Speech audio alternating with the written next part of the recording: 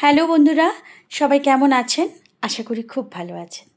আমি অনুরাধা, আমার ছোট্ট একটা ভিডিওতে তোমাদের সবাইকে জানাই স্বাগত। গতকাল তোমাদের সঙ্গে কিন্তু গল্প করতে আসতে পারিনি। গতকাল না খুব কাজের প্রেশার ছিল, তাই আমি আর গল্প করতে আসতে পারিনি। আজ সকালে ছেলে বলল, মা আমি একটু মাখানা খাবো, আমাকে একটু মাখানা ভেজে দাও। দিয়ে ওর জন্য মাখানা ভেজে দিলাম। মাখানাটা না একটু হালকা আঁচে ভাজতে হয়, কিন্তু আমি হালকা আঁচেই ভাজছিলাম। অনেকক্ষণ নাড়া হয়েছিল না বলে একটুখানি কালো কালো হয়ে গেছে। খেতে কিন্তু বেশ ভালো লাগে। তারপর চলে এলাম ঘরে রান্নাবান্না কী হবে সেই দিকে। বাজারে এসছে, কি এসছে না এসছে দেখার জন্য চলে এলাম। এই যে দেখলাম চিংড়ি মাছ একটু এসছে আর 4 পিস কাটা মাছ এসছে, পোনা মাছ, এটা মনে হয় সাইপ্রাস মাছের কাটা। আর এসছে পাঁকাল মাছ। পাঁকাল মাছ তো আমরা খুবই ভালোবাসি। এবার কচুও এসছিল বাজার থেকে। কচুটা দেখে মনে হলো যে বেশি দিন থাকবে না, মনে হয় অনেক দিনের কচুটা ছিল, তাই কচুটাই রান্না করে ফেললাম।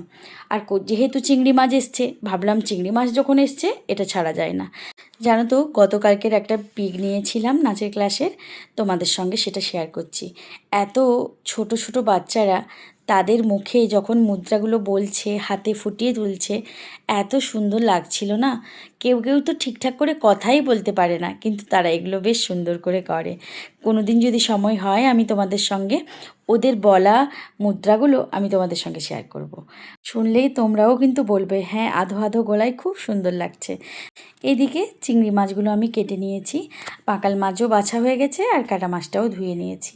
চিংড়ি মাছ দিয়ে বললাম না কচু করব, তাই চিংড়ি মাছগুলোকে ভেজে নিলাম জানো তো।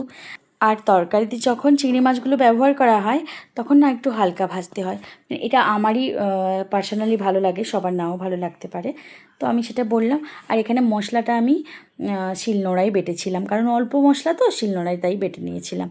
এখানে তো ঝোলের মশলা কষছি। ঝোল বলতে কচুর যে তরকারি করব তার মশলাটা, ওই ঝোলের মশলা মতো করেই ভাজছি। ঝোলের মশলা কেমন কষা হয় সেটা নিশ্চয়ই আমি আর বলে দিচ্ছি না, কারণ সবাই জানো তোমরা।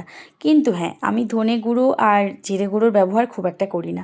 এই তো মশলা কষা হয়ে গেছে, চিংড়ি মাছ দিয়ে কচুটাকে ভালো করে কষিয়ে নিলাম। কষিয়ে নিয়ে একটুখানি জল দিয়ে দিলাম আর স্বাদ মতো মিষ্টিও দিয়ে দিলাম। মিষ্টি না দিলে এটা খুব একটা ভালো লাগবে না। তবে যাই হোক, রান্নাটা কিন্তু খেয়ে সবাই বলছে খুব ভালো হয়েছিল, তো আমারও খুব একটা মন্দ লাগেনি। কিন্তু হালকার ওপরে, খুব একটা রিচ করিনি, তো বেশ ভালো হয়েছিল। যাই হোক, এখানে কচুর তরকারি হয়ে গেল আমার প্রায়। আর না পাঁকাল মাছের আমি তেঁতুলের টক করেছি, গরমে তো টকটাই খেতে বেশি করে মন চাইলো।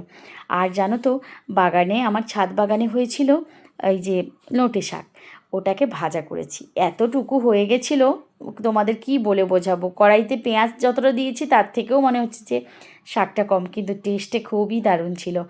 গতকালকের মতো আমরা সবাই মিলে রুমের মধ্যেই খেয়েছিলাম জানো তো।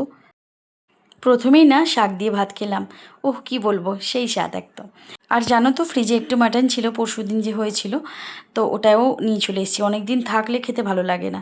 এই ছিল দুপুরের আয়োজন। আমার ভিডিওটা কেমন লাগলো অবশ্যই জানিও। আমার জীবনের নতুন কোনো গল্প নিয়ে আবার দেখা হচ্ছে খুব তাড়াতাড়ি।